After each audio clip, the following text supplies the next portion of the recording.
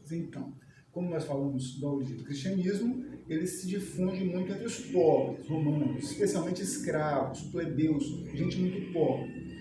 Mas, com o passar do tempo, essas pessoas que eram perseguidas, açoitadas, chicoteadas, que morriam na fogueira, que morriam queimados, era uma brincadeira dos romanos, eles passavam piche e alcatrão no corpo das pessoas e amarravam em postes e tocavam fogo. E aí faziam festas embaixo, iluminados pelo corpo de cristãos. E muitos desses cristãos morriam cantando hinos de louvores ao Senhor. E isso começa a chamar a atenção das elites romanas. E muita gente da elite começa a se converter, ok? E aí, quando esse cristianismo chega às elites, as perseguições têm que parar. Porque você perseguir pobre que não tem boca para falar, que não tem dinheiro para se defender, que não paga imposto, é fácil. Você perseguir quem está na elite, que governa, é outra coisa. Então, o cristianismo passa a ser tolerado, ele passa a ser suportado e as perseguições cessam. Com o passar do tempo, essas elites vão se ampliando. Por quê? Porque o velho modelo de vida dos romanos está em crise. Essa fase corresponde a uma fase do Baixo Império. Lá no Alto Império, o modelo de vida do cristão, dos romanos, desculpe, era baseado no hedonismo, na vaidade, na exaltação de si mesmo. Agora que a gente entra numa fase mais próxima da decadência, o escopo filosófico da sociedade humana também está em transição. Eles estão vivendo uma nova fase chamada fase do estoicismo. E o cristianismo se parece muito com o estoicismo.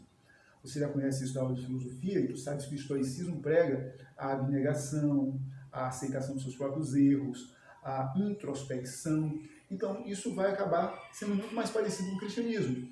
Isso faz com que o cristianismo se difunda entre as elites. Então, Roma tem cristãos embaixo na sociedade e nas mais altas esferas. Qual vai ser o próximo passo? O cristianismo vai se tornar religião oficial. Nesse sentido, alguns concílios, vão ser importantes para a institucionalização da religião romana, da religião cristã em Roma, até que Constantino torna o cristianismo uma religião oficial em Roma. E aí a gente passa para uma nova fase. O cristianismo deixa de ser religião e passa a ser instituição. A igreja assume a mesma estrutura de governo, a mesma estrutura que o Império Romano tinha.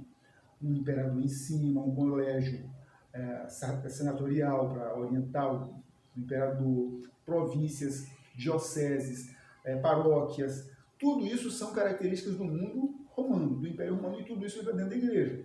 E aí a gente monta uma estrutura hierarquizada, uma estrutura organizada, disciplinada, onde alguém manda e alguém obedece. E essa estrutura hierarquizada vai ser muito importante nos 1000 anos da Idade Média, porque a única instituição que tinha ordem de comando e obediência era a igreja.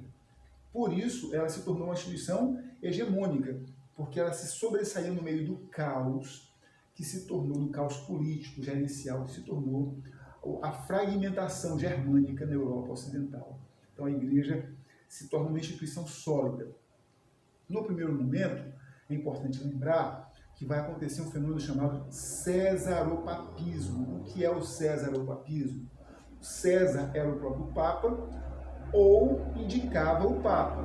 Isso é muito importante porque lá na Roma do Alto Império, César era Deus. Agora ele não é mais Deus, porque só tem um Deus no cristianismo. Então o que César é? É o chefe da igreja. Ok? Mas ele mantém o seu poder eclesiástico. É deste fenômeno histórico que dá lugar para muitos pseudo-historiadores, pseudo-filósofos dizerem que quem inventou o cristianismo foi a igreja, foi o Estado romano, o Império Romano. Não foi. O Império Romano institucionalizou. Se você perguntar quem criou a instituição Igreja Católica, instituição cristã, foi Roma? Foi. Quem criou a religião romana, a religião cristã, foi Roma? Não. A religião cristã vem do judaísmo e foi difundida primeiro pelos apóstolos, depois pelos patriarcas e depois se tornou uma coisa popular no mundo ocidental. A religião não é criada pelo Estado, mas a instituição, sim, essa é criada pelo Estado.